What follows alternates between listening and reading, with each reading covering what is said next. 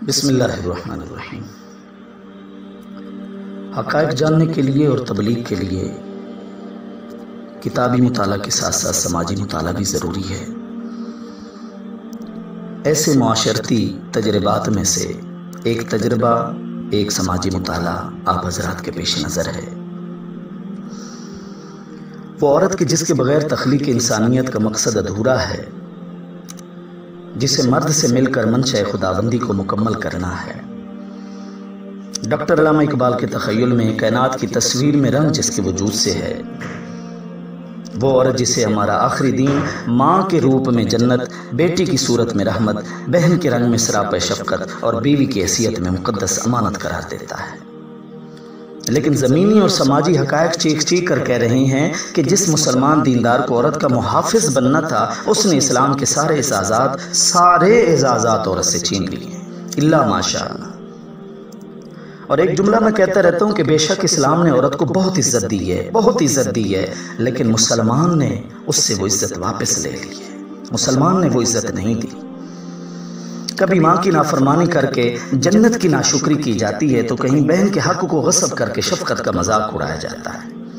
کتنے گھر ہیں جہاں بیٹی کو ہندوانہ غلط اور غلیظ رسوم کی بھیٹ چڑھا کر رحمت کے ساتھ کھلواڑ ہو رہا ہے، اور کتنے ہی خاندان ایسے ہیں جہاں بیوی کو جوتے کی نوک سمجھ کر، گھر کی نوکرانی سمجھ کر رب کی امانت میں خیانت کی جاتی ہے۔ یا منافقت دیکھیے، دو رنگی کی تصویر دیکھیے کہ ماں ایک طرف تو اس لیے خوش ہے کہ اس کی بیٹی کا شوہر یعنی داماد بیٹی کی ہر بات مانتا ہے، جبکہ وہی ماں جب اپنے ساس کے روپ میں آتی ہے تو اپنے بیٹے سے اس لیے خوش نہیں ہے کہ وہ بہو یعنی کسی اور کی بیٹی کی بات کیوں مانتا ہے۔ دور جاہلیت کی ایک بات تو سب جانتے ہیں کہ بیٹی کو زمین میں زندہ دفن کر دیا جاتا تھا۔ کتنے لوگ جانتے ہیں کہ اس کی بڑی وجہ کیا تھی؟ آخر وہ ماں باپ ہوا کرتے تھے، اتنا بڑا وحشیانہ فعل وہ کیسے کر جاتے تھے؟ دل گردہ ان کے اندر بھی تو تھا۔ ہمت چاہیے اس کی وجہ بتانے اور اس کی وجہ سننے کے لیے، اور وہ وجہ تھی سسرال کا ظلم۔ سب سے بڑی وجہ سسرال کا ظلم۔ ماں باپ روز روز کے غم سہنے سے ایک ہی بار یہ سب سے بڑا غم سینے سے لگا لیا کرتے تھے۔ کسی بے قدرے کمینے داماد سے بیٹی کا رشتہ کرنا، قبر سے رشتہ کرنا ان کو زیادہ اس سے عزیز ہوتا تھا، زیادہ ان کو مناسب لگتا تھا۔ اور بھی وجوہات ہوں گی، لیکن حضرت خطیب ماوردی رحمت اللہ تعالی علیہ نے اپنی کتاب ادب الدنیا والدین کے اندر سب سے بڑی وجہ یہی لکھی ہے۔ وَلِذَالِكَ كَرِهَتِ الْعَرَبُ الْبَنَاتِ وَوَأَدَتْهُنَّ إِشْفَاقًا عَلَيْهِنَّ وَحَمِيَّةً لَهُنَّ مِنْ أَنْ يَتَبَذَّلَ لَهُنَّ اللِّئَامُ بِهَذِهِ الْحَالِ۔ لیکن ٹھہریے، ایک اور پہلو بھی ضرور ہے، کیونکہ ہمیشہ عقل مند آدمی ظلم کو چیلنج کرتا ہے، ظلم کو، چاہے مرد کی جانب سے ہو یا عورت کی طرف سے ہو۔ ہر جگہ حق تلفی مرد کی جانب سے نہیں ہوتی، عورتوں کی اناج، ضد، ہٹ درمی بھی اس بگاڑ کا سبب ہے۔ ایسے واقعات بالکل شہادت دے رہے ہیں، لیکن یہ بات کر کے بھی معاشرے کے مجموعی جائزے سے نظریں نہیں چرانی چاہیے۔ اپنے واقعات پر قیاس کر کے ہر جگہ ایک ہی سبب نہیں ٹھہرانا چاہیے۔ اجتماعی حالات میں آخری تبصرہ یہی ہے کہ عورت بہرحال مظلوم ہے۔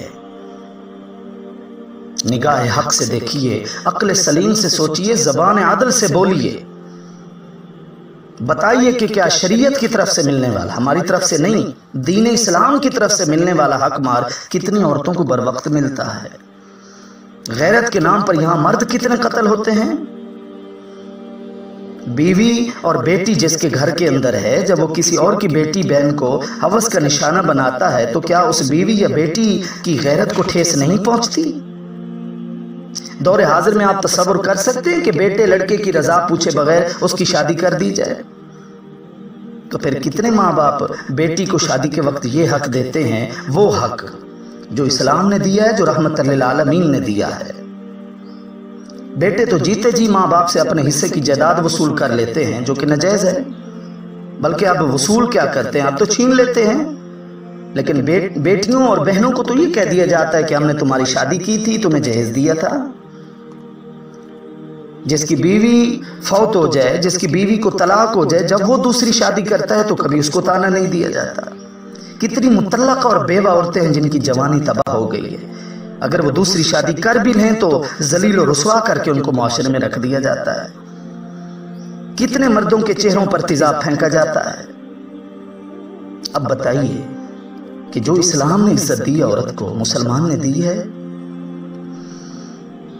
वालिदैन के वो हुकूक जो बेटे के ऊपर बराह रास्त लागू होते हैं, लाजिम होते हैं, वो सारे हुकूक बीवियों और बहुओं पे डाल दिए जाते हैं। और उनके अंदर कमी के बायस बीवियों को नाफरमानी की डिग्री जारी कर दी जाती है। तो नाफरमान वो बीवियां तो ना हुई, तुम हुए, माँ बाप के ना हुए, लेकिन अल्लाह और उसके रसूल के तो हो गए ना। खुदा के लिए डरो, खुदा के लिए डरो। ये वो वाक़यात हैं, ये वो हक़ाइक़ हैं जिनकी वजह से मेरा जिस्म मेरी मर्जी वालों को तक़वियत मिल रही है। हुकूक निस्वां के नाम पर जो हजरात उरियानी और फहाशी फैला रहे हैं, जो तंजीमें काम कर रही हैं, उनको इन वाक़यात की वजह से पजीराई मिल रही है। जिन औरतों के ऊपर जुल्म ढाए गए वो उनकी तंजीमों का हिस्सा बन गई हैं। किसी से न डरो, तुम बहुत गैरतमंद हो तुम लोग, मत डरो किसी से औरतों के मामले में, लेकिन उस ज़ात से ज़रूर डरो जिससे डरने का हुक्म खुतबा हिज्जतुल वदा में अल्लाह के अजीम पैगम्बर सल्लल्लाहु अलैहि वसल्लम ने दिया था। फत्तकुल्लाह फिन्निसा, फत्तकुल्लाह फिन्निसा। मेरी उम्मत के मर्दों, औरतों के हुकूक की अदायगी में हमेशा अपने रब से डरते रहना। अल्लाह रब्बुल इज़्ज़त वालिदा है, बहन है, बेटी है या बीवी है, जिस जिस रिश्ते का हक हम पर लाजिम है, अल्लाह रब्बुल इज़्ज़त उसकी अदायगी की, उसका हक देने की हम सबको तौफीक अता फरमाए। अस्सलामु अलैकुम व रहमतुल्लाह।